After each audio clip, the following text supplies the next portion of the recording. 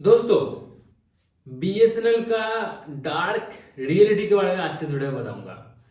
दोस्तों, आपको ये जानकर हैरानी होगा कि बीएसएनएल जो है वो इतना पीछे हो चुका है कि हो सकता है कि बीएसएनएल अगर इस साल के अंदर कुछ नहीं किया तो बीएसएनएल मार्केट से आउट हो सकता है। अभी दोस्तों आप पूछोगे कि आप तो बताते रहते हैं कि बीएसएनएल ने ये कर दिया वो कर दिया और न्यूज चैनल पे भी आ रहा है। हाँ दोस्तों, बीएसएनएल ने ऐसा किया है, लेकिन अगर प्राइवेट कंपनी से कंपेयर करें तो प्राइवेट कंपनीज को कम्पीट नहीं कर पाएगा, है ना।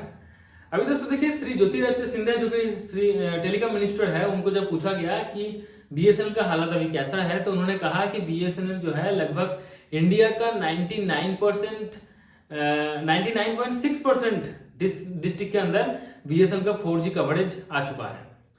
अभी ये बात सही है, उनको आप काउंटर नहीं कर सकते, लेकिन अगर आप ग्राउंड लेवल पे देखेंगे तो बहुत सारे एरिया के अंदर 4G नहीं है, तो ये बात कैसे सच है।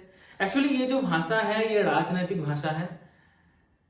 बहुत सारे डिस्ट्रिक्ट के अंदर ऑब्वियसली 4G आया है। जैसे कि मैं अगर मेरे एरिया की बात करूं तो मेरे एरिया पे बीएसएनएल का 4G आ चुका है। मैं बीरभूम डिस्ट्रिक्ट से बिलोंग करता हूं। बीरभूम डिस्ट्रिक्ट का लगभग 20 से 22% एरिया के अंदर 4G आ चुका है, लेकिन 80% एरिया के अंदर अभी भी 4G नहीं है।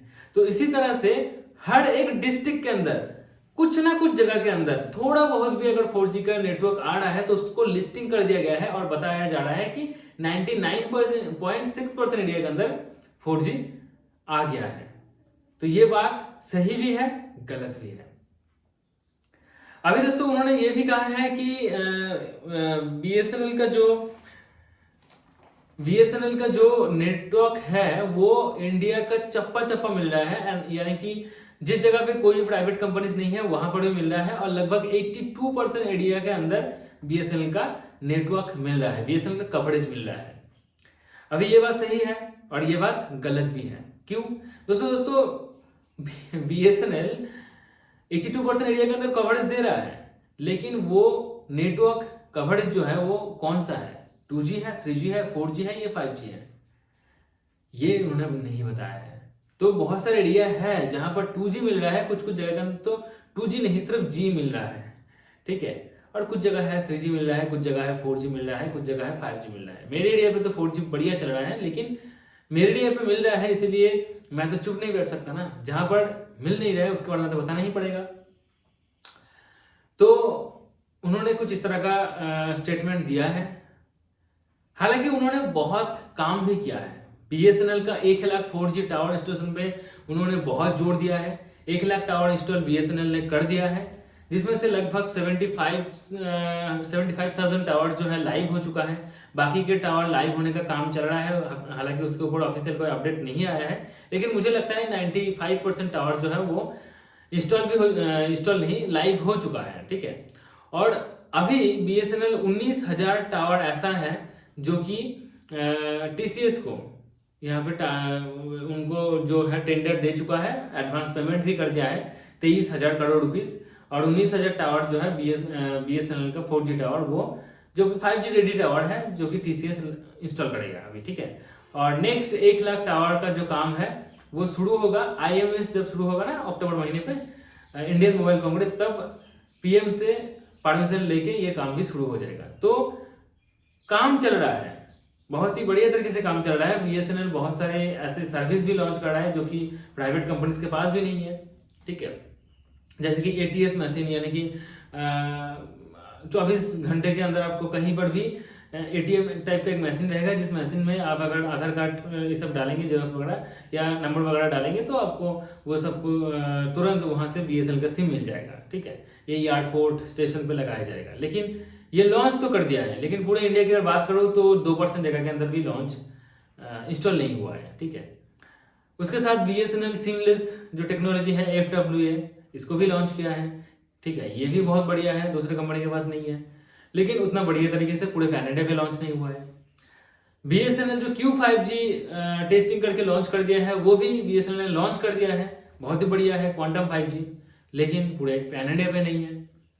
तो आपको एक चीज समझना पड़ेगा कि बीएसएनएल का नेटवर्क पूरे पैन इंडिया पे अभी तक ठीक ठाक नहीं है, और 2025 यानी कि इस साल के अंत तक बीएसएनएल का नेटवर्क जो है वो स्ट्रांग होना चाहिए, डेटा अच्छे से चलना चाहिए, स्पीड होना चाहिए, कॉल ड्रॉप नहीं होना चाहिए, एचडी वीडियो ऑडियो कॉलिंग होना चाहिए, नेटवर्क स्ट्रांग होना चाहिए, 4G अवेलेबल होना चाहिए चप्पा चप्पा, और 5G जो है इस साल के अंत तक एटलीस्ट मेट्रोपॉलिटन सिटीज के अंदर आना चाहिए। ये अगर हो जाता है और बीएसएनएल ये जो और एक काम कर रहा है चुपके से, प्राइवेट जो रिचार्ज प्लान्स को इनडायरेक्टली हाइक कर रहा है ना, वो अगर थोड़ा बहुत घटा देता है, थोड़ा बहुत अगर कम कर देता है या अभी लिए स्थगित कर देता है, रोक देता है, तो बीएसएनएल आगे जाके ग्रो कर पाएगा। ठीक है, बीएसएनएल ने बहुत कुछ लॉन्च कर दिया है, लेकिन लॉन्च करने के बाद वो पूरे पैन इंडिया पे स्प्रेड नहीं हो रहा है, पूरे पैन इंडिया पे उसका नामो निशान नहीं मिल रहा है। तो यही एक प्रॉब्लम है। गांव का लोग, जो लोग उतना डेटा की जरूरत नहीं है उनको, ठीक है, लेकिन उनको ही अगर नेटवर्क अच्छे से नहीं मिलेगा तो कैसे होगा। मैक्सिमम गांव का लोग ही बीएसएनएल का सिम यूज करते हैं, और बीएसएनएल का जो सिम है उसमें नेटवर्क का प्रॉब्लम रहता है। गांव में क्या होता है कि बिजली चले जाने के बाद नेटवर्क गायब हो जाता है। हालांकि पिछले 6-7 महीने के अंदर इसके ऊपर बहुत ज़्यादा काम किया गया, हाँ, डीजल वगैरह सब लाया गया, न्यू बैटरी बैकअप भी लाया गया। बैटरी बैकअप जो है 3 से 3.5 घंटे, हाँ, कुछ जगह के अंदर 6 घंटे तक बैटरी बैकअप मिल रहा है। लेकिन उसके बाद भी अगर नेटवर्क ना मिले तो उसके लिए डीजल का भी यूज़ किया गया, लेकिन ये भी पूरे पैन इंडिया पे नहीं हुआ है। तो ये एक बहुत बड़ा प्रॉब्लम है कि बीएसएनएल काम कर रहा है लेकिन पूरे पैन इंडिया पे नहीं कर रहा है। पैन इंडिया पे जब तक नहीं करेगा तब तक लोग बीएसएनएल को बुरा भला कहते रहेंगे और बीएसएनएल जो है उतना ग्रो नहीं कर पाएगा। तो जो लोग बीएसएनएल के सिम के अलावा दूसरा कुछ यूज नहीं कर पाएंगे उनके लिए मैंडेटरी है, क्योंकि उनके एरिया पे नेटवर्क नहीं है दूसरे कंपनी का, तो उनके एरिया पे एटलीस्ट सबसे बढ़िया तरीके से नेटवर्क प्रदान करना चाहिए। जैसे कि बॉर्डर एरिया हो गया, वहां पर बढ़िया नेटवर्क होना चाहिए और बीएसएनएल का नेटवर्क सबसे फास्ट होना चाहिए। ऐसा होना चाहिए कि प्राइवेट कंपनीज को वो बहुत पीछे छोड़ दे। जैसे कि ऐसे गांव है जो कि पहाड़ के बीचों बीच में है, छोटे छोटे गांव, 20 फैमिली लेकर एक गांव, जंगल के बीच बीच 10 फैमिली लेकर एक गांव, समंदर के आसपास छोटे छोटे गांव जो है, वहां के लोगों के लिए नेटवर्क जो है बहुत ही स्ट्रांग होना चाहिए, क्योंकि वो लोग जंगल में रहते हैं, इसलिए उनको काम करने बहुत दूर तक जाना पड़ता है, 20-40 किलोमीटर तक जाना पड़ता है। तो वहां पे जाके घर में तो एटलीस्ट कॉल करना ही पड़ता है ना उनको। तो वहां के नेटवर्क सबसे ज्यादा स्ट्रांग होना चाहिए, और वहां पे तो प्राइवेट कंपनीज काम करता ही नहीं है, इसलिए बीएसएनएल को काम करना चाहिए। और बीएसएनएल अगर इस साल के अंत तक थोड़ा बहुत अपने आप को सुधार लेगा तो बीएसएनएल टिक पाएगा मार्केट पर, मुझे तो यही लगता है। आपको क्या लगता है नीचे कमेंट में जरूर बताइए। बीएसएनएल रिलेटेड हर एक अपडेट जानने के लिए प्लीज मेरे चैनल के साथ जुड़े रहिए। अभी चैनल को सब्सक्राइब करके बेल आइकन को प्रेस करके ऑल नोटिफिकेशन में क्लिक करना मत भूलिएगा। हर इवनिंग के 8 बजे मैं आप सभी के लिए बीएसएनएल रिलेटेड अपडेट न्यूज लेकर आ जाता हूँ। और मेरे ब्लॉग चैनल को अगर अभी तक सब्सक्राइब नहीं किया आपने तो डिस्क्रिप्शन बॉक्स चेक कीजिए। डिस्क्रिप्शन बॉक्स में मेरा ब्लॉग चैनल का लिंक मिल जाएगा, उसका नाम है शांतनिकेतन शांतनु, ब्लॉग चैनल का नाम है, वहाँ पर मैं इन्फॉर्मेटिव ब्लॉग्स डालता हूँ। तो चलिए आज के लिए इतना ही, goodbye and take care.